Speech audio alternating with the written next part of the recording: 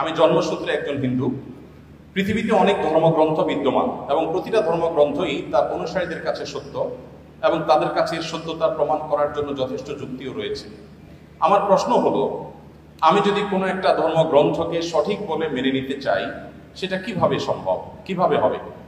আমি কিভাবে বুঝবো যে এটাই সঠিক, বাকিগুলো ভুল?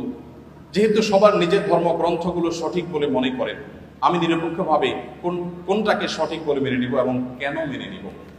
খুবই গুরুত্বপূর্ণ এবং খুবই প্রয়োজনীয় প্রশ্ন করেছেন আমাদের এই ভাই। আমি প্রথমে তাকে ধন্যবাদ জানাই তার প্রশ্নটি আমাদের কাছে উপস্থাপন করবার জন্য।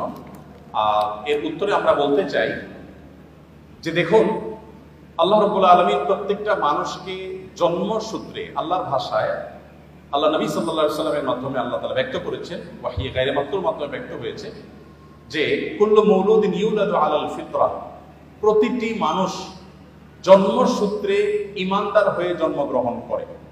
প্রত্যেকটা মানুষের স্রষ্টার প্রতি বিশ্বাস, এটা নিয়েই সে দুনিয়াতে আসে।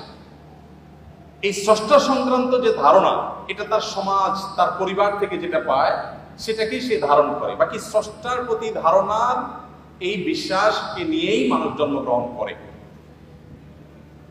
তার বাবা মা সম্পর্কে আল্লাহ নবী সাল্লাল্লাহু আলাইহি ওয়াসাল্লাম বলেছেন, ইল্লা আন্না আবওয়াহু ইয়াহুদানিহি আও ইউনাসসারানিহি আও ইউমাজ্জিসানিহি। মানুষ যে বিভিন্ন ধর্মে অনুসারী হয়, এটা তার পরিবার থেকে যে দীক্ষা পায়, পরিবার তাকে যেদিকে গাইড করে সে সেদিকে যায়। বাকি জন্মসূত্রে সে আল্লাহ বা সৃষ্টিকর্তা যে একজন আছেন, সেই এক সত্তার প্রতি বিশ্বাসী হয়েই জন্মগ্রহণ করে। তারপরে সে ডাইভার্ট হয়ে যায় পারিবারিকভাবে যে গাইডেন্স পায় সেই গাইডেন্সের আলোকে।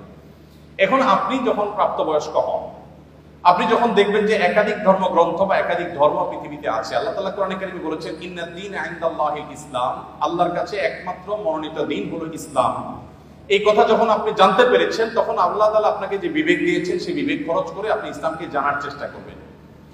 আমরা যদি কেউ অন্য ধর্মকে জানার চেষ্টা করি, বিশেষ করে আমার যে ভাই প্রশ্ন করেছেন তিনি এবং আরো যারা অন্যান্য ধর্মে আছেন, আমি যদি বলতে চাই যে তারা যদি ইসলামকে জানার চেষ্টা করেন নির্মোহভাবে, তারা যদি সত্যানুসন্ধানের দৃষ্টি নিয়ে ইসলামকে স্টাডি করেন, কোরআনকে তারা পাঠ করেন এবং পড়েন, আমার বিশ্বাস একটা সময় তারা ইসলামের সত্যতাকে খুব সহজে, খুব স্বাভাবিকভাবে উপলব্ধি করতে পারবেন। যেহেতু তিনি একজন সৃষ্টিকর্তা বিশ্বাস করেন, অতএব সৃষ্টিকর্তার কাছে তার আকুতি থাকা উচিত, প্রার্থনা থাকা উচিত, হে মহান সৃষ্টিকর্তা, আপনি আমাকে গাইড করেন এবং নিজের বিবেক, বুদ্ধি সবগুলোকে উন্মুক্তভাবে তিনি ব্যবহার করে তিনি কোরআনকে, আল্লাহর দ্বীনকে তিনি বোঝার চেষ্টা করা দরকার। এটা যে কোনো ধরনের মানুষের জন্য প্রযোজ্য যে আপনি পারিবারিকভাবে যে দ্বীন পেয়েছেন, সেই দ্বীনকে আপনি রপ্ত করেন, বুঝেন। অন্য ধর্মাবলম্বী ভাই যারা আছেন তাদেরকে আমরা বলবো যে কোরআন আপনারা নির্মোহভাবে একটু পড়ার চেষ্টা করুন। ফ্রান্সের একজন পলিটিশিয়ান, তিনি একসময় ইসলামের প্রতি অনেক বেশি বিদ্বেষ ধারণ করতেন। 2009, 10, 11 এই সময়টাতে আমি সোশ্যাল মিডিয়াতে আমার ফেসবুক আইডিতে তার ছবি, নাম দিয়ে অনেক লেখালেখি করেছি তার ইসলাম বিদ্বেষের কারণে, মুসলমানদের প্রতি বিদ্বেষের কারণে। বেশ কিছুদিন পর, বোধহয় গত কিছুদিন আগে, এক ভদ্রলোক আমাকে দেখালেন ইউটিউবে তার একটা ভিডিও। আমি দেখে তো অবাক হলাম যে এই ভদ্রলোক একজন পলিটিশিয়ান ছিলেন, পাওয়ারফুল পলিটিশিয়ান ছিলেন।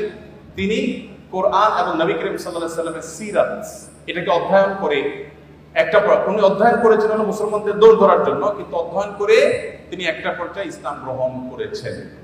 অতএব আমি আমার এই প্রশ্নকর্তা বন্ধুকে বলবো, আপনি দুটি জিনিস, একটি হলো আপনি মুক্ত মন নিয়ে কোরআনে কারিমটা একটু পড়ুন এবং প্রিয় নবী সাল্লাল্লাহু আলাইহি ওয়াসাল্লাম পুরো জীবনটা একবার পড়ুন। আপনি এটা পড়ার পর, মুক্ত মনে পড়ার পর, আপনার বিবেক আপনাকে গাইড করবে যে মুহাম্মদ সাল্লাল্লাহু আলাইহি ওয়াসাল্লামের যে দ্বীন আল্লাহর পক্ষ থেকে তিনি আমাদের সামনে উপস্থাপন করেছেন, এটা আল্লাহর পক্ষ থেকে আনিত ধর্ম এবং একমাত্র সত্য ধর্ম।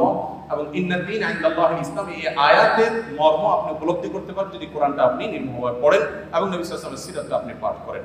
আল্লাহ তাআলা আমাদের সবাইকে হেদায়েতের পথে পরিচালিত হওয়ার তৌফিক দান করুন।